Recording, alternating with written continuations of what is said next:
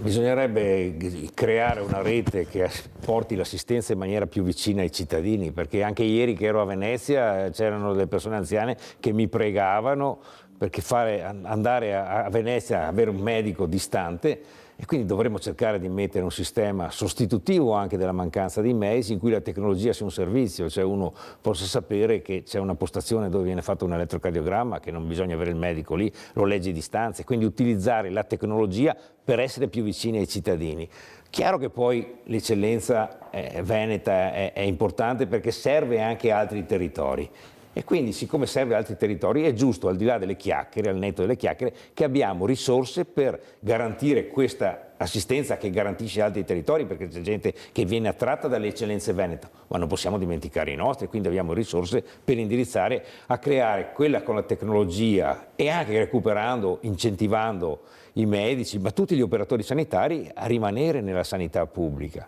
Non abbiamo poi nessuna, lo dico, guerra da fare al privato, ma noi non possiamo favorire il privato a scapito del pubblico. Quello è un compito previsto dalla Costituzione e quindi dobbiamo difendere esattamente il servizio. Poi il privato può aiutare, si troverà i suoi spazi, ma non è che uno poi è costretto ad andare al privato perché il pubblico è assente.